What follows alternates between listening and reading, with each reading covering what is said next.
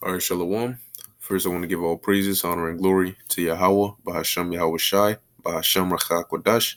Double honors to the apostles of Great Millstone, and peace and blessings to the elect. Um, I was reading here in the book of Bel and the Dragon, okay, in the Apocrypha, okay, concerning Daniel, okay, and this whole situation, which there are different accounts, okay, of Daniel, all right, using the wisdom that was bestowed upon him from the Heavenly Father, okay, to either get delivered from a situation, okay, or to find about or bring a solution to a situation, okay. And so through the Spirit, I just want to go through a little bit of this chapter, okay. I'm not gonna read the whole chapter, but just a little portion of it, okay. Just going into it, man, because understanding that, listen, the thoughts we have, okay, the wisdom which we're blessed with, the knowledge in which we know, all comes from the Most High, okay. And there's certain things that we do now only because there was a precedent set for it, okay. Because keep in mind, prior to somebody doing something, you probably wouldn't have thought doing it that way was even possible, or you wouldn't have thought of doing it that way, you know, in that scenario. But once somebody does it, then when you're in that scenario, that's what you're thinking about. Okay. But there had to be a precedent. So I'm just gonna read a little bit of this. Okay, going into and Dan, the Most High did bless Daniel, man. Okay, with splendid and superb knowledge, wisdom, and understanding. Okay, to where he knew how to carry himself. Okay, he knew how, and he was humble about it too. Okay, and the scriptures tell you in Daniel's the ninth chapter that Daniel was beloved. All right. Okay, he was greatly beloved in the heavens, man. But I'm gonna go through it real quick, man, because this is actually pretty is an interesting story. All right, so this is Bel and the Dragon, chapter 1, verse 1. And King Astyages was gathered to his fathers, and Cyrus of Persia received his kingdom. Now, quick side note, this King Astyages, okay, can is that the Darius the Mede, okay, which, let me just pull it up real quick, okay, that you read about here in the book of Daniel. Let's go Daniel 5. All right, during the time of Belshazzar, all right, after his kingdom was taken away, okay, what's that? Yeah, well, I'm not gonna read the whole thing, but I'm gonna just get to the point. Basically, you had Belshazzar, all right, which was left in charge by his father Nabonidus, okay, to take care of, sort of take care of business. And he ended up having a feast, okay, for his wives and his concubines and his friends and all of that. But he at a point he went and commanded them to bring in the vessels of the Lord, which they drank wine in, and they did all these different things. Okay, so the Lord had a writing come upon the wall. I'm gonna read that part, and I'm gonna jump down. Uh, it says, uh,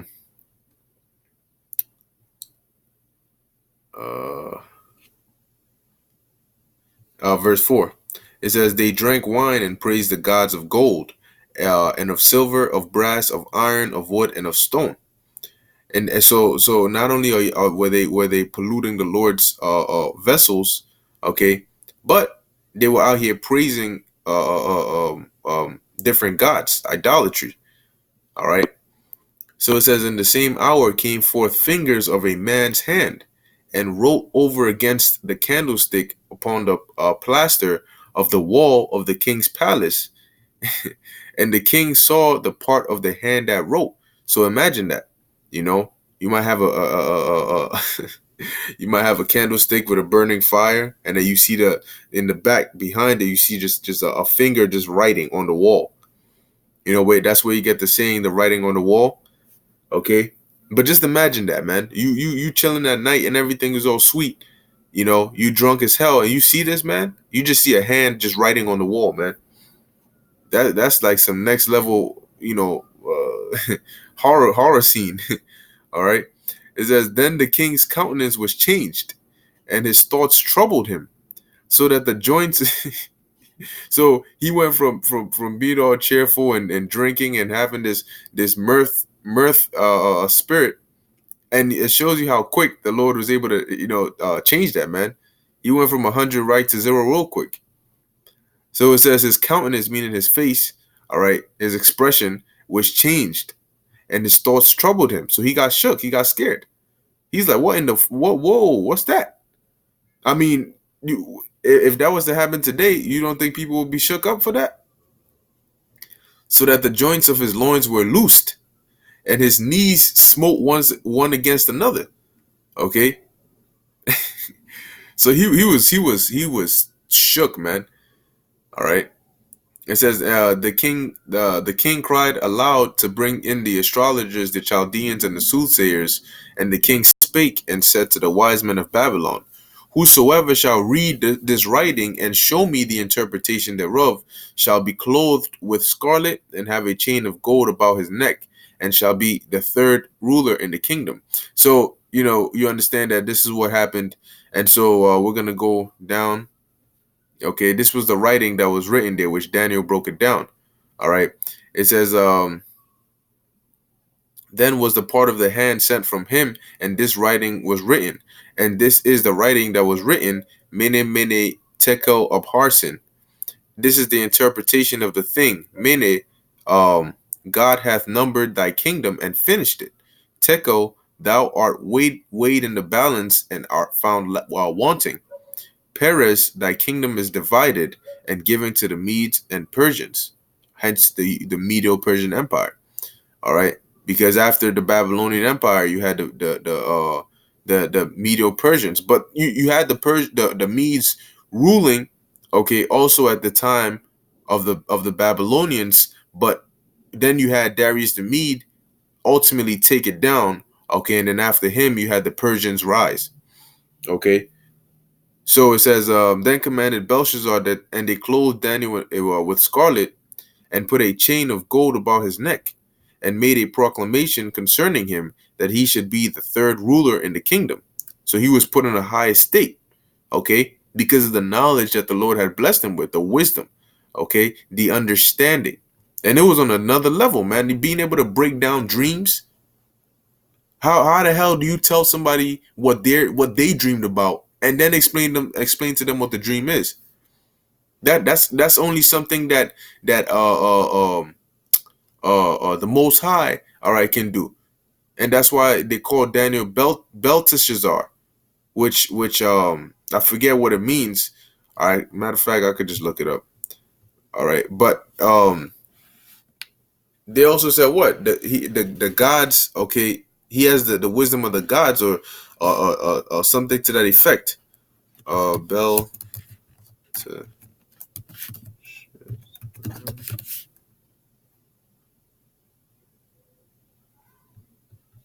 Let's see. All right. See, Daniel 2:26. And the king answered, and said to Daniel, whose name was Belteshazzar, because that's what they changed it. They changed all their names. All right, Shadrach, Meshach, and Abednego. Okay, those were not their original Hebrew names. Okay, I believe it was Mishael, Azariah, and Hananiah, if I'm not mistaken, which I could also look that up. But let's look up Daniel. All right, when you look up Belteshazzar, it says the Lord of the straitened treasure.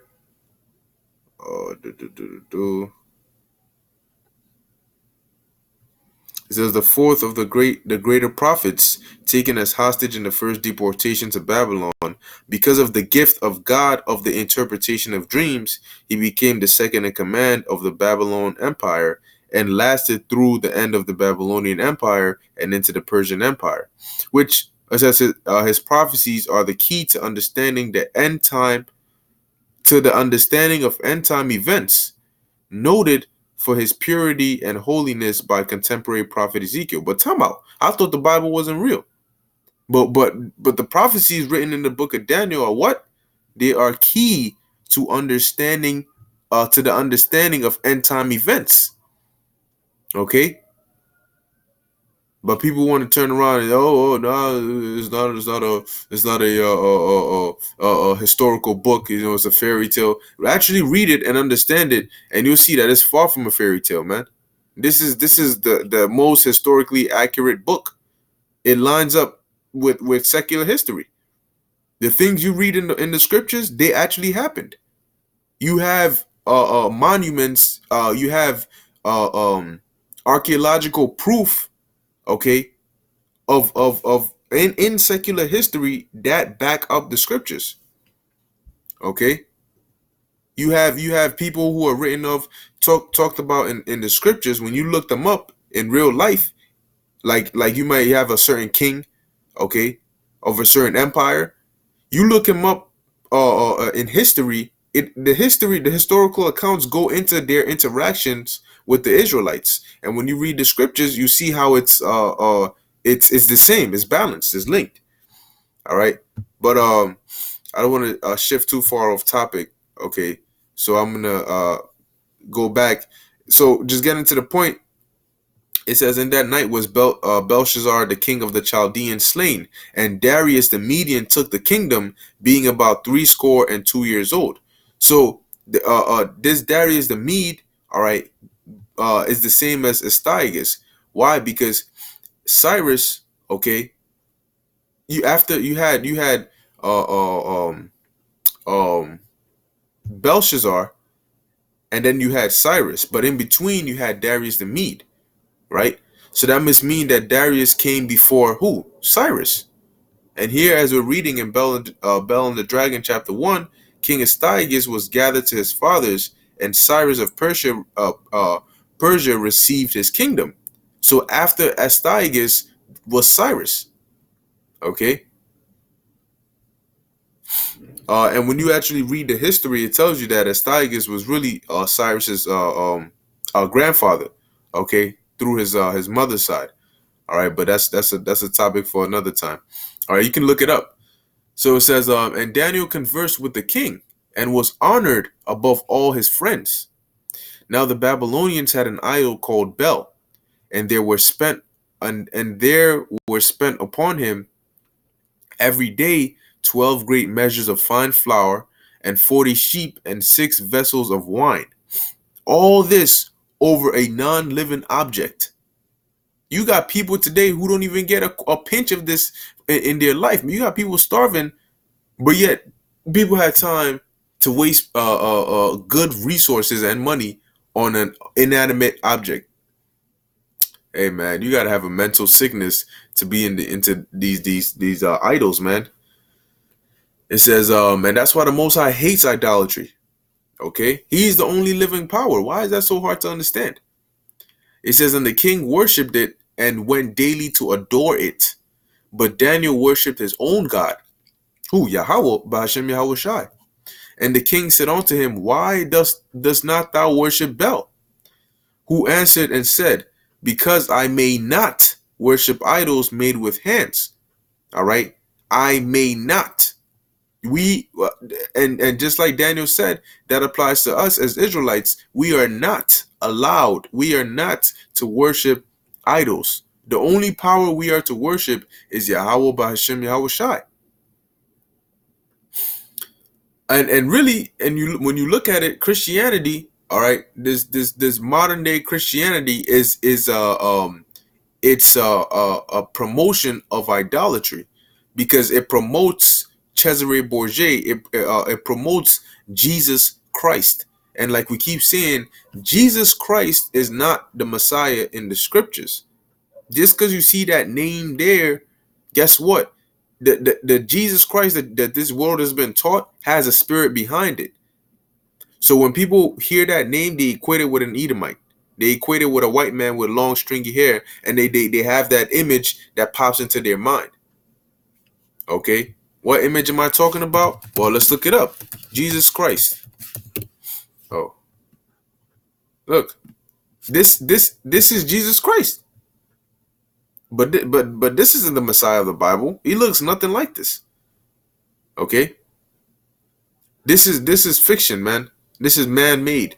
Therefore, it's what? It's an idol because people really idolize this. Okay, they have pictures, they have statues, they have all these things, and they idolize it, man. And Christianity promotes that. All right.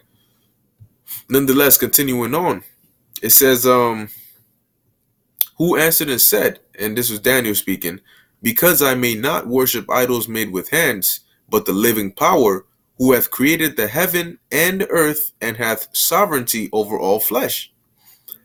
Then said the king unto him, thinkest thou not that Bel is a living God? Seest thou not how much he eateth and drinketh every day? Then Daniel smiled and said, O king, be not deceived, for this is but clay within and brass without, and did never eat or drink anything. Okay, so it was funny and amusing to Daniel in a sense because it's like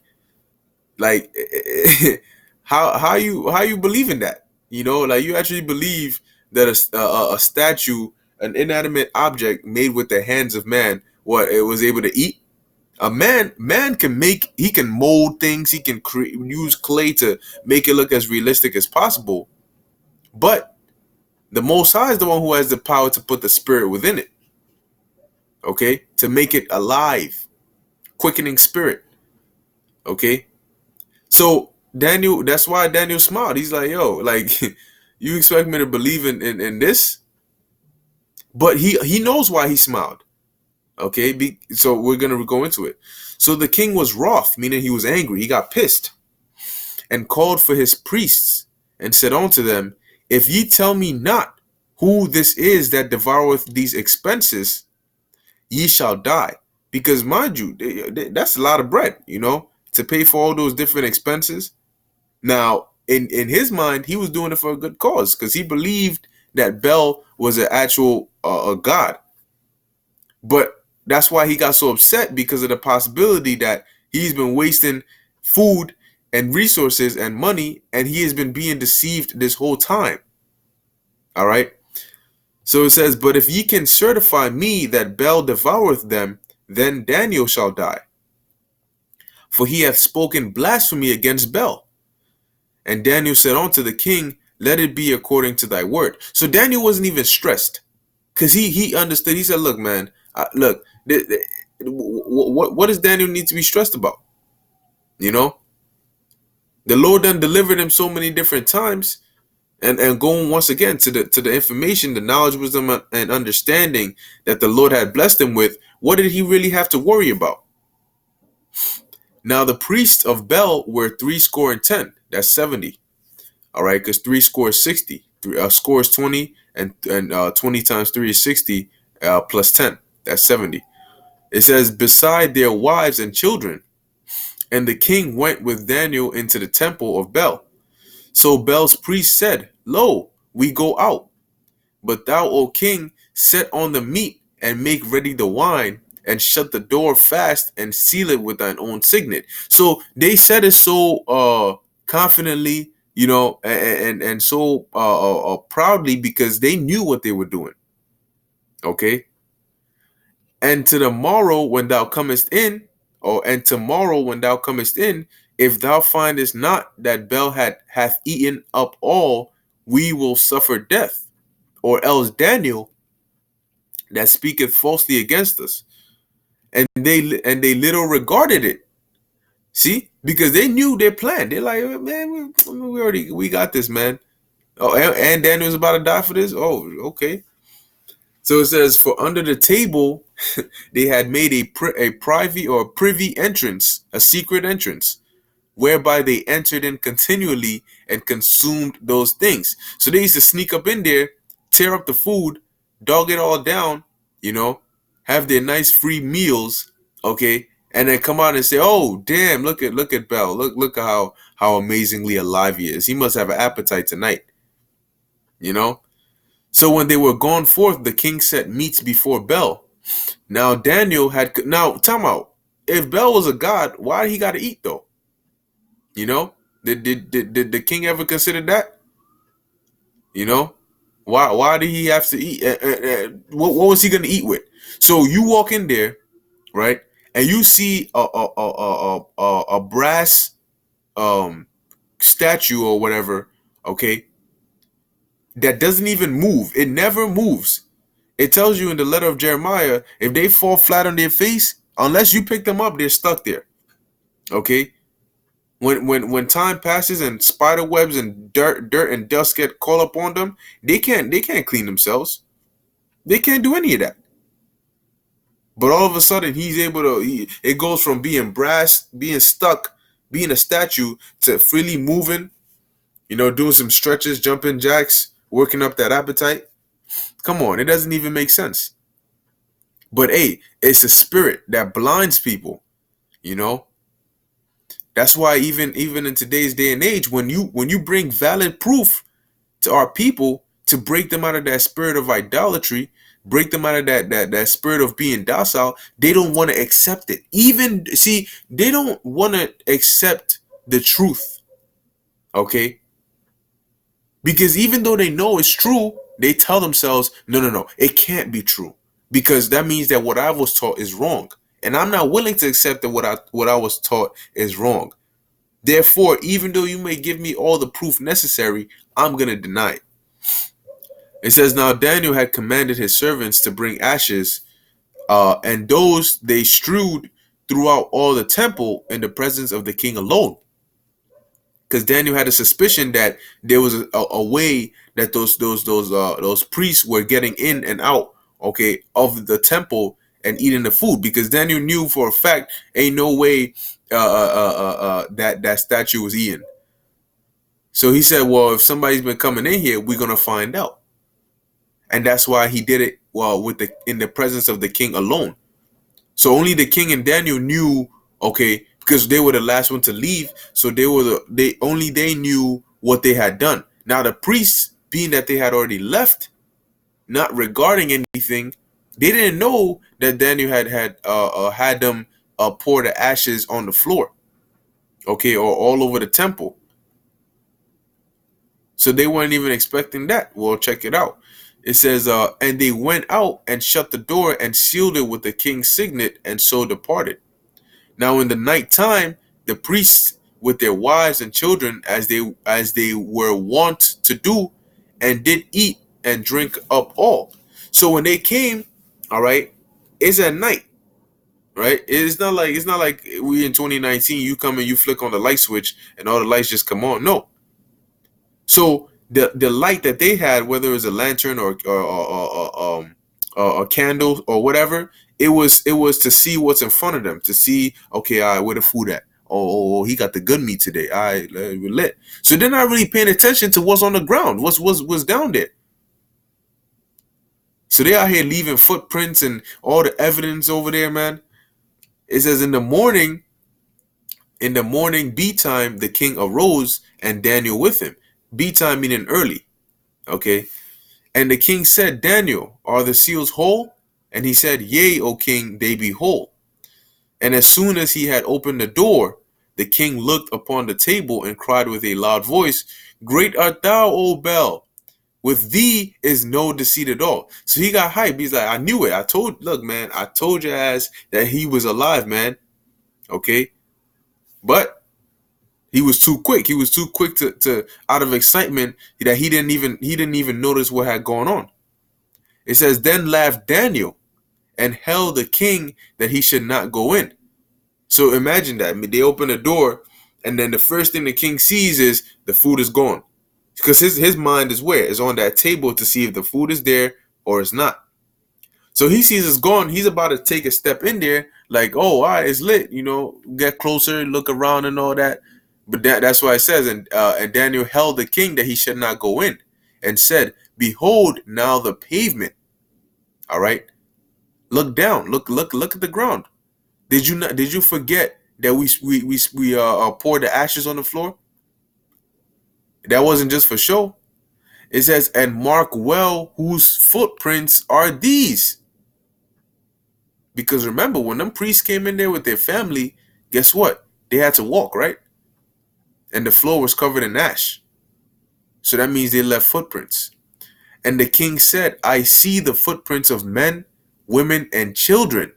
And the king was angry and took the priests with their wives and children, who showed him the privy doors where they came in, and consumed such things as were upon the table. For all this whole while, they were out here having the luxury and enjoying themselves at night, and then coming in line and deceiving the king. It says, therefore the king slew them and delivered Bel into Daniel's power, who destroyed him and his temple. Okay, and so like I said, I'm gonna end it right here. All right, I'm not really. That's the main part of the story that I wanted to touch on. Okay, and to get into, because you really think about it, man. It was the spirit of the Lord that put that thought in Daniel's mind. All right, that yo, I know that there got to be some other way, some other means that these people are getting in here, because process of elimination, that thing, that idol isn't alive, right? But these people are also confident that the food is gonna be gone. You know, they're not there to see the idol consume it, so they must have some insight. You know, and I suspect that what they might be the ones consuming it. That must mean that I don't know where exactly they come from, but at night they come in here and they eat it. So in order to find out, guess what? We'll just have the ashes put everywhere, okay, as evidence. Sort of like when you leave your fingerprints at the scene of a crime. So Daniel was really like a detective, you know. But hey, that is interesting, man. But you know what? This, and that's why the scriptures say the Most High is the power of wisdom. Okay, it tells you in the book of Wisdom of Solomon, for she is the breath of God, speaking about wisdom. Okay, and that's something that, and that's why even King Solomon prayed for what? He prayed for knowledge, wisdom, and understanding. Okay, because with that you gain everything else in addition to it. All right. But yeah, I'm gonna end it here. Okay, Lord willing, this video is edifying unto the elect. I want to give all praises, honor, and glory to Yahweh, Bahashem Yahweh Shai. Until next time, Shalom.